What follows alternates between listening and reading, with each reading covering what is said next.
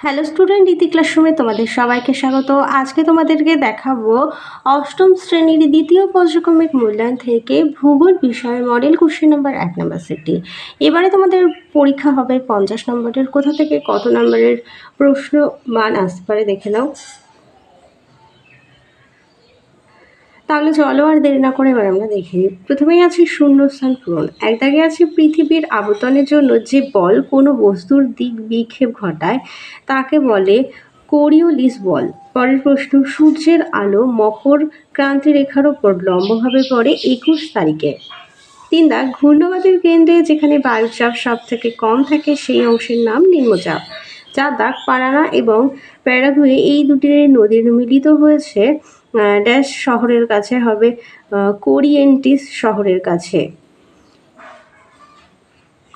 পরের প্রশ্ন, দক্ষিণ আমেরিকার পশ্চিমের জলবায়ু শীতল হবার মূল কারণ হলো হাম্বলট স্রোত এবং লা নিনার কারণে।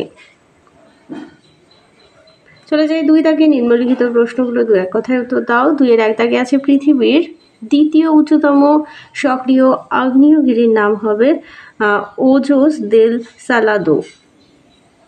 পরের প্রশ্ন, জাপুরে কার উপনদী হবে ওরিওনাকো নদীর। 3 দাগ, আমাজন অববাহিকার আয়তন 70,50,000। 4 দাগে আছে গোধূলি অঞ্চল দেখা যায় কোন অরণ্যে। উত্তরটি হবে নিরক্ষীয় চিরহরিত অরণ্যে। 5 দাগ, সমগ্র প্রাম্পাস অঞ্চলটি কোন দিকে ঢালু হবে পশ্চিমের আন্দিজ পর্বতের পাদদেশ থেকে পূর্বে আটলান্টিক মহাসাগরে। 6 দাগে আছে পৃথিবীর শ্রেষ্ঠ গম রপ্তানিকারক দেশ হবে রাশিয়া। আর 7 দাগে আছে সব থেকে বেশি উঁচু আকাশের মেঘের গড় নিম্নতম উচ্চতা কত হবে 20,000 ফুট। পরের প্রশ্ন, মেঘের জলকণার ব্যাস কত 0.02 সেমি। 9 দাগে আছে শীতল পার্বত্য বায়ুর অন্য নাম কি হবে ক্যাটাবেটিক বায়ু। 10 আছে পারানা পেরিগয় নদীর অববাহিকায় অবস্থিত সমভূমিটির নাম হবে আর্জেন্টিনা। চলে যাই 3 দাগে, নিম্নলিখিত প্রশ্নগুলোর সংক্ষিপ্ত উত্তর দাও। 1 দাগে আছে বৃষ্টির ছায় অঞ্চল কি। তোমাদের পাঠ্য বই থেকে দেখাচ্ছি।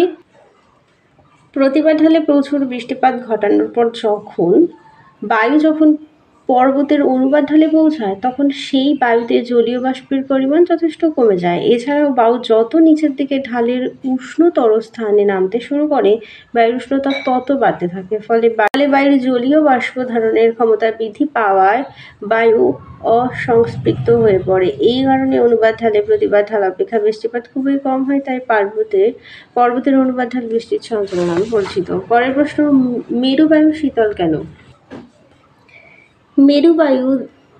মেরুদেশীয় উচ্চচাপ বলয় 80 ডিগ্রি থেকে 90 ডিগ্রি উত্তর দক্ষিণ থেকে মেরুবৃত্ত প্রদেশীয় নিম্নচাপ বলয়ের দিকে প্রভাবিত হয়। পৃথিবীর এই দুই মেরুদেশীয় অংশে সূর্যরশ্মি সারা বছর অত্যন্ত তীর্যকভাবে পড়ায় উষ্ণতা প্রায় হিমাঙ্কের নিচে থাকে।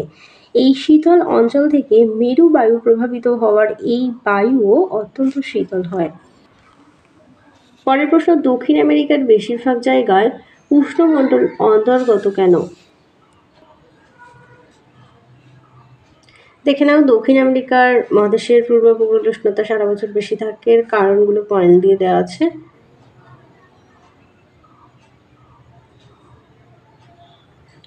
পর্বতের অবস্থান, এরপরে সমুদ্রের প্রভাব,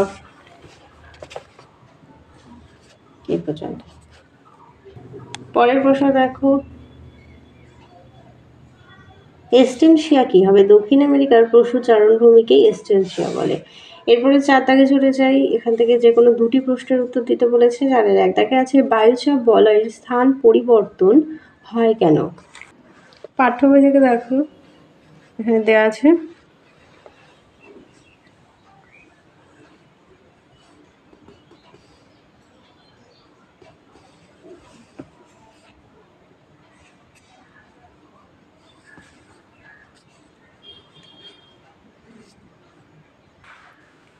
পরের প্রশ্ন, নাতিশীতোষ্ণ ঘূর্ণপাত সৃষ্টির কারণ। উত্তর গোলার্ধে এই বায়ু ঘড়ির কাঁটার বিপরীতে এবং দক্ষিণ গোলার্ধে ঘড়ির কাঁটার দিকে প্রভাবিত হয়। ঘূর্ণবাতের প্রবাহে বায়ুর গতিবেগ বেড়ে ঘন্টায় প্রায় 160 কিমি পর্যন্ত হয়। ক্রান্তীয় এবং নাতিশীতোষ্ণ অঞ্চলে ঘূর্ণবাত সৃষ্টি হতে দেখা যায়।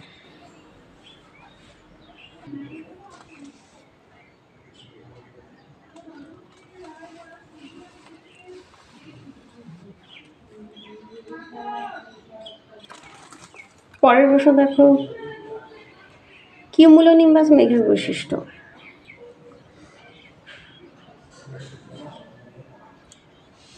এই ধরনের মেঘ যে কোনো উষ্ণতায় তৈরি হয়ে থাকে। যেমন দেখো বৈশিষ্ট্যগুলো, এই মেঘ অত্যন্ত ঘন ও গভীর প্রকৃতির হয়।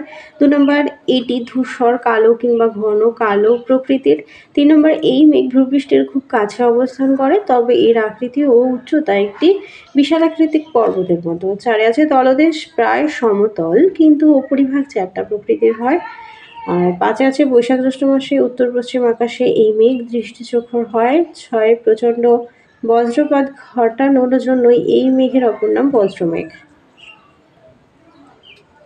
চলে যাই 5 দাগে। 5-এর 1 সেলভারনের বৈশিষ্ট্য দেখো, সারা বছর প্রচুর উষ্ণতা এবং বৃষ্টিপাত প্রায় বলে এই বনভূমি গাছগুলো চিরসবুজ থাকে, তাই এই বনভূমিকে চিরহরিত বৃক্ষের বনভূমি বলা হয়।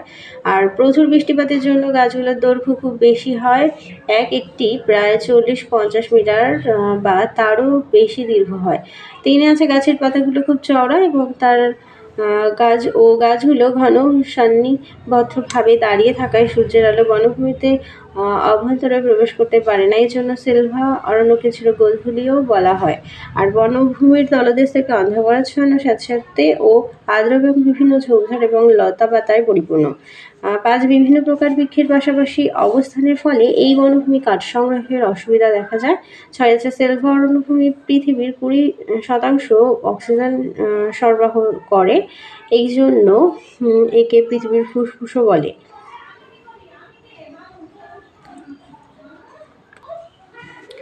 পরেরটি দেখো, দক্ষিণ আমেরিকার জলবায়ুতে অক্ষাংশগত প্রভাব কতখানি। দক্ষিণ আমেরিকার উত্তর দিকে নিরক্ষরেখা আর প্রায় মাঝ বরাবর মকর সংক্রান্তি বিস্তৃত। আর অক্ষাংশগত অবস্থানের হিসাবে মহাদেশটি 70% উষ্ণমণ্ডলে, 20% নাতিশীতোষ্ণ মণ্ডলে এবং 10% শীতল নাতিশীতোষ্ণ মণ্ডলে অবস্থিত। পরের প্রশ্ন আছে, পাম্পাসের কৃষিকাজ সম্পর্কে কি জানো। কৃষিকাজে দক্ষিণ আমেরিকার পাম্পাস অঞ্চল বেশ উন্নত। এখানকার নদী গঠিত উর্বর পলি মৃত্তিকা, পরিণত বৃষ্টিপাত কৃষিকাজের পক্ষে অনুকূল। এখানকার প্রধান কৃষিজ ফসল হলো গম। আর আর্জেন্টিনায় এত বেশি পরিমাণে গম উৎপন্ন হয় যে এই দেশ পৃথিবীর শ্রেষ্ঠ গম রপ্তানিকারক দেশে পরিণত হয়েছে।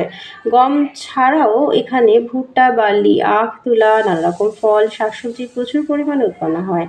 অত্যাধুনিক যন্ত্রপাতি ব্যবহার এবং উন্নত প্রথায় এখানে কৃষিকাজ করার উৎপাদনের পরিমাণ বেশি। বর্তমানে পাম্পাস অঞ্চল দক্ষিণ আমেরিকার শস্য ভাণ্ডার নামে পরিচিত।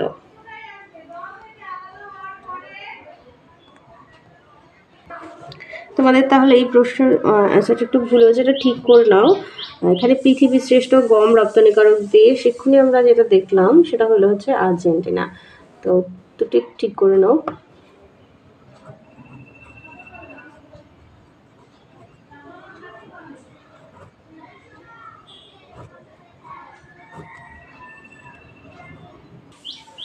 চলে যাই 6 দাগে। 6 দাগে আছে, পৃথিবীতে যে কোনো 3টি সাময়িক বায়ু সম্পর্কে আলোচনা করো।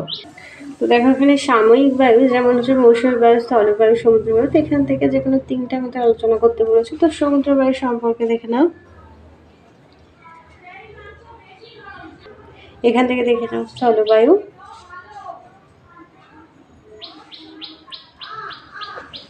আর এখান থেকে মৌসুমী বায়ুটা দেখে নাও।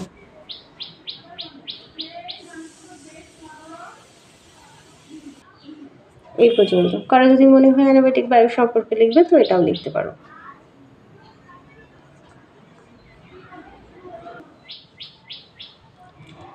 পরের প্রশ্ন, চিত্রসহ পরিচালন ও ঘূর্ণবাত বৃষ্টিপাত সম্পর্কে আলোচনা করো। দেখে নাও পরিচালন বৃষ্টিপাত কাকে বলে সম্পর্কে লিখবে, আর নিচে ছবিটা দেওয়া আছে। ছবিটা সহ তোমাদেরকে আঁকতে বলেছে। তো নিচে বৈশিষ্ট্য রয়েছে।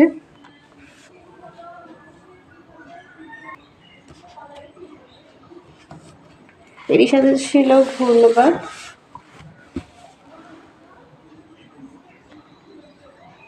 ঘূর্ণ বৃষ্টিপাতের ছবিটা নিচে রয়েছে, দেখে নাও।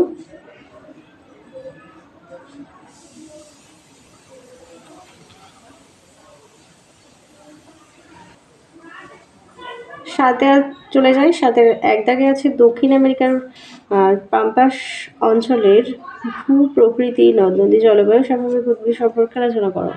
আমাদের পাঠ্য বই দেখো দেওয়া রয়েছে, ভালো করেই দেওয়া আছে। ভূপ্রকৃতি,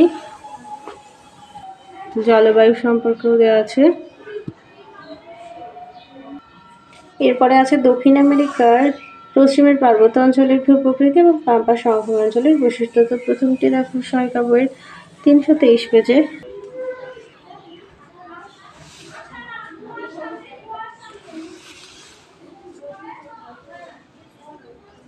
দেখুন, আর ছিল পাম্পাস সংলগ্ন অঞ্চলের বৈশিষ্ট্য। দেখে নাও, এখানে রয়েছে পাম্পাস সংলগ্ন অঞ্চলের বৈশিষ্ট্য।